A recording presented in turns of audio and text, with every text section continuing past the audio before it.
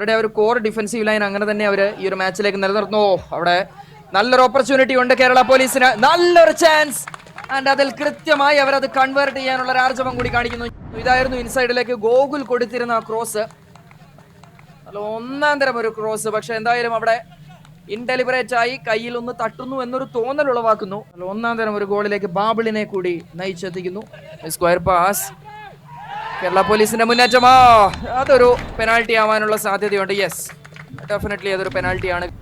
Vijesh and Vijay scoring for Kerala police.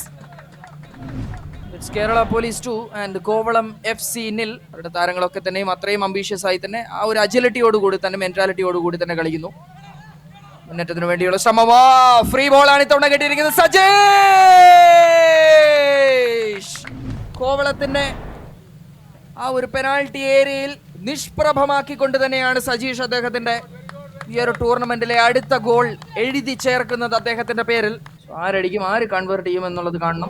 നല്ലൊരു free kick വരുന്നു and ഒരു വേൾഡ് ക്ലാസ് ഫ്രീ കിക്ക് വഴി കേരള പോലീസ് മത്സരത്തിലെ 4ാമത് ഗോൾ സ്കോർ ചെയ്യുകയാണ്. മനോജ് മഞ്ജുനാഥിന്റെ നല്ലൊരു ഒന്നാം തരം ഫ്രീ കിക്ക്. ഒരു കോർണർ ഏരിയയിലേക്ക് തന്നെ, ടോപ്പ് കോർണറിലേക്ക്, ടോപ്പ് പിന്നിലേക്ക് തന്നെ പന്ത് പ്ലേസ് ചെയ്യുന്നു. 4 താരങ്ങൾ ഒരേപോലെ അണിനിരന്ന സമയത്ത് തന്നെ ഏതാണ്ട് കൺഫ്യൂസ്ഡ് ആയിരുന്നു ഗോൾ കീപ്പറും അതേപോലെ തന്നെ ഡിഫൻസീവ് താരങ്ങളും. വീണ്ടും കേരള പോലീസിന്റെ മുന്നേറ്റമാണ്. ഇപ്പോഴും ആ ഒരു ഇദ്ദേഹത്തെ കുറിച്ച് തന്നെയാണ് ഞാൻ ഇത്രയും നേരം വിവരിച്ചുകൊണ്ടിരുന്നത്.